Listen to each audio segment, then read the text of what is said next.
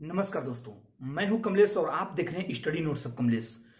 तो वेद का जो सीरीज है उसको आगे हम बढ़ाते हुए आज की इस वीडियो में हम आरण्यक के बारे में चर्चा करेंगे और वेदांत के बारे में।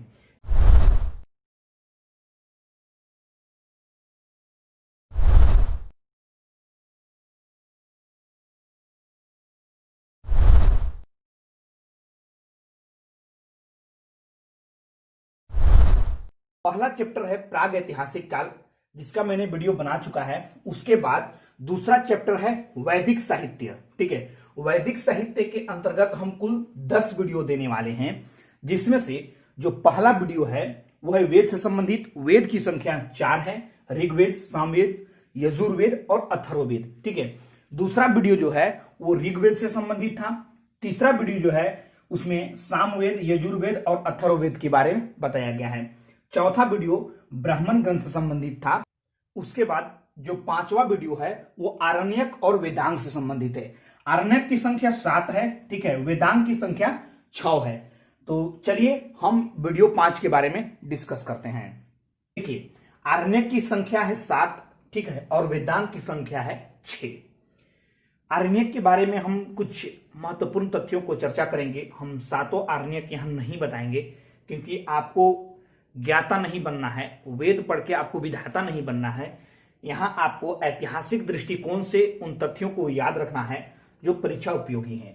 देखिए, आरण्यक में दार्शनिक एवं रहस्यमय बातों की चर्चा की गई है। आरण्यक में दार्शनिक एवं रहस्यमय बातों की चर्चा की गई है। इसमें कर्मकांड की मीमांसा दी गई है। ठीक है, वैसे जब हम षड दर्शन पढ़ाएंगे तो मीमांसा दर्शन क्या है, इस प्रकार के जितने भी 6 प्रकार के दर्शन हैं, हिंदू दर्शन हैं, उसके बारे में हम विस्तृत चर्चा करेंगे। यहां आप समझिए कि आरण्यक जो है उसमें कर्मकांड की मीमांसा दी गई है। ठीक है, यज्ञ क्या है, ठीक है, यज्ञ क्या है और यज्ञ की क्या उपयोगिता है, इसके बारे में विशेष वर्णन किया गया है। किसमें? आरण्यक में। ठीक है, आरण्यक को चिंतनशील मनुष्य की प्रथम कड़ी कहा गया है। आरण्यक को चिंतनशील मनुष्य की प्रथम कड़ी कहा गया है। देखिए, वैसे आरण्यक 7 हैं, लेकिन आप कुछ आरण्यक को ही इसमें याद रखने की कोशिश करेंगे। तैत्तिरीय आरण्यक में मां दुर्गा का पहली बार उल्लेख हुआ है। ठीक है, अथर्ववेद में कोई भी आरण्यक नहीं है। तो आरण्यक से संबंधित बहुत ही कम तथ्य आपको यहां हमने रखा, जो कि परीक्षा उपयोगी है। ज्यादा तथ्यों को आपको याद नहीं रखना है। ऐसे भी हम वेद साहित्य के अंतर्गत 10 वीडियो देने वाले हैं। यदि हम ज्यादा विस्तार करेंगे तो इससे भी ज्यादा वीडियो हो जाएंगे। ठीक है, जिसमें 10 वीडियो में से आज का जो वीडियो है ये 5वां वीडियो है। इससे पहले हम वेद से संबंधित 4 वीडियो को अपलोड कर चुके हैं, तो आप नहीं देखे हैं तो सबसे पहले उसको देख लीजिए। वेदांग की संख्या है 6।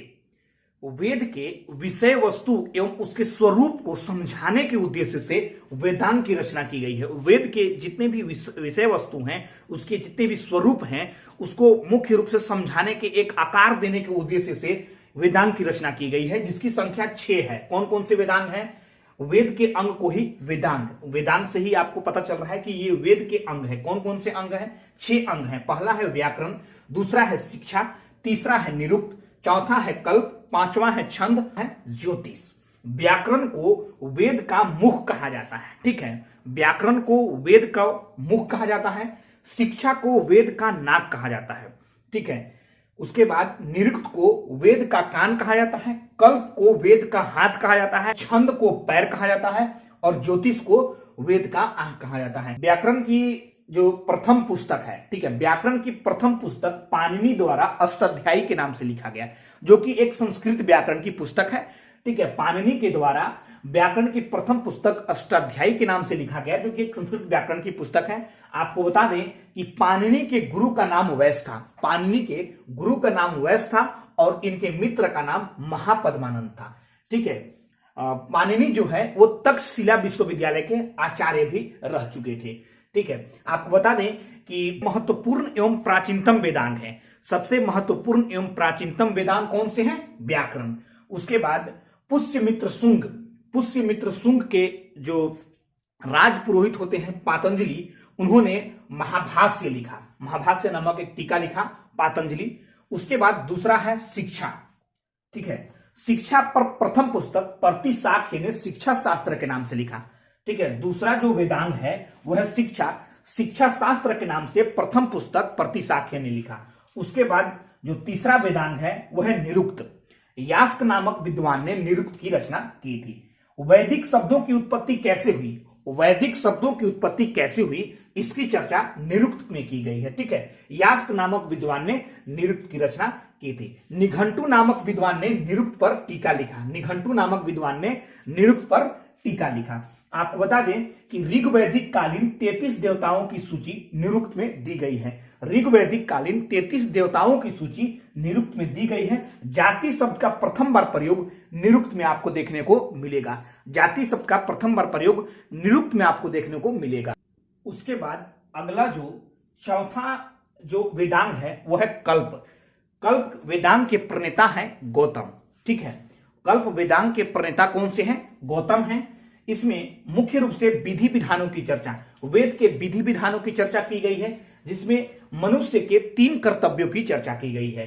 कौन कौन से वे कर्तव्य हैं? स्वयं के प्रति कर्तव्य, परिवार के प्रति कर्तव्य और समाज के प्रति कर्तव्य। मनुष्य के कौन कौन से कर्तव्य होने चाहिए ये कल्प सूत्र में कहा गया है। ऐसे भी कल्प सूत्र को हाथ कहा गया है और हाथ से हम किसी भी क्रियाकलाप को करते हैं। तो इसमें मनुष्य के कौन कौन से काम करने के लिए बताए गए हैं? स्वयं के प्रति कर्तव्य, परिवार के प्रति कर्तव्य और समाज के प्रति कर्तव्य। इन 3 कर्तव्यों की चर्चा कल्प सूत्र में है, जिसके प्रणेता गौतम है। ठीक है, उसके बाद देखिए स्वयं के प्रति कर्तव्य है, इसे शुल्व सूत्र कहा जाता है। ठीक है, परिवार के प्रति कर्तव्य को गृह सूत्र कहा जाता है और समाज के प्रति कर्तव्य को धर्म सूत्र के नाम से जाना जाता है। शुल्व सूत्र में यज्ञ की चर्चा है। ठीक है, यज्ञ के बारे में इसमें बताया गया है और भारतीय रेखा गणित की उत्पत्ति शुल्व सूत्र से हुई है। भारतीय रेखा गणित की उत्पत्ति शुल्व सूत्र से हुई है। गृह सूत्र में लौकिक एवं मनुष्य के लौकिक एवं परालौकिक कर्तव्यों की चर्चा है। किसमें? गृह सूत्र में। धर्म सूत्र में मनुष्य के सामाजिक एवं राजनैतिक कर्तव्य की चर्चा धर्म सूत्र में है। उसके बाद अगला जो वेदांग है वह है छंद। छंद पर छंद सूत्र नामक पुस्तक पिंगल मुनि ने लिखा था। ठीक है, छंद सूत्र नामक पुस्तक पिंगल मुनि ने छंद वेदांग के लिए लिखा था। ठीक है, उसके बाद छठा जो वेदांग है वह है ज्योतिष। ज्योतिष शास्त्र के नाम से जो मगध के विद्वान लगध ने ज्योतिष पर प्रथम पुस्तक ज्योतिष शास्त्र के नाम से लिखा। किसने? मगध के विद्वान लगध ने। आपको बता दें कि नारद संहिता एवं नारद स्मृति में 18 ज्योतिष आचार्यों की चर्चा की गई है। नारद संहिता एवं नारद स्मृति में 18 ज्योतिष आचार्यों की चर्चा की गई है। ये वेद सीरीज का 5वां वीडियो था, जिसमें हमने आरण्यक और वेदांग को हमने विस्तृत अध्ययन किया। हम नेक्स्ट वीडियो में आपको हम पुराण के बारे में बताएंगे। उसके बाद महाकाव्य और दर्शन के साथ जो वेद के जो सीरीज है उसको हम समाप्त करेंगे। तो आपको यह वीडियो कैसा लगा? आपको इस विषय से, इस सब्जेक्ट से, इस टॉपिक से आपको यदि किसी प्रकार की कोई परेशानी है तो आप हमें कमेंट में बताएं। और वेद से संबंधित यदि मेरे पढ़ाए गए तथ्यों में से कोई भी प्रश्न छूटता है तो उसके लिए मैं पूर्णतः जिम्मेवार हूं। आप हमें दोषी ठहरा सकते हैं। इस वीडियो को देखने के लिए बहुत बहुत धन्यवाद। वीडियो पे बिल्कुल बने रहिए, क्योंकि हम सिस्टमैटिक वे में, बहुत ही सिस्टमैटिक वे में हम पूरे हिस्ट्री को शुरू किए हैं और इसको अंत भी करेंगे। तो धैर्य बनाए रखें। आज के लिए बस इतना ही। हम मिलेंगे नेक्स्ट वीडियो में वेदांत के साथ। तब तक के लिए धन्यवाद।